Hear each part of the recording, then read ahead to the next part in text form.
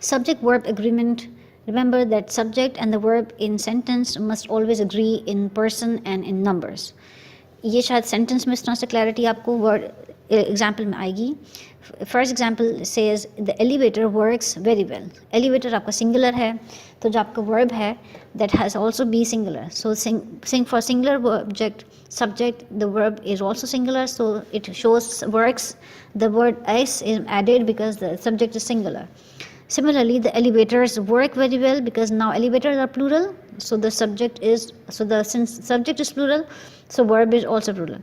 So there always you should have a proper agreement between the subject and the verb. For the singular subject, verb always goes singular and vice versa.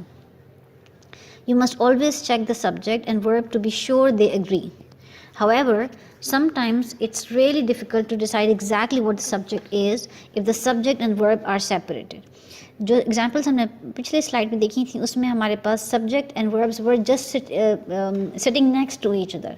सो ऐसे में आपको ये comprehend करना कि singular subject है तो singular verb होगा, it's rather easy.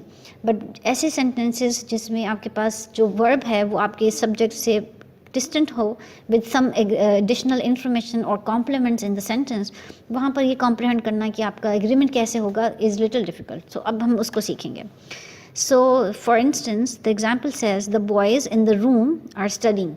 So this in the room is making a little distance. So boys is plural, so we should know that since we are talking about the boys, so this subject जो है verb जो है वो agree करेगा with the boys के साथ because the room is singular, but we are talking about we are talking about the subject is plural, so the verb also agree with the subject. So the boys in the room are studying. It's not about is studying. Very often if the subject and the verb are separated, जैसे कि suspected, they will be separated by a prepositional phrase. The prepositional phrase has no effect on the verb. जैसे हमने पिछले example में भी देखा कि आपके पास अगर subject and verb are distantly placed हैं और in between they have prepositional phrases, so we should have to keep track of it. और इन prepositional phrases का आपके verb के ऊपर कोई difference, कोई effect नहीं होता. आपका verb should always agree with the subject.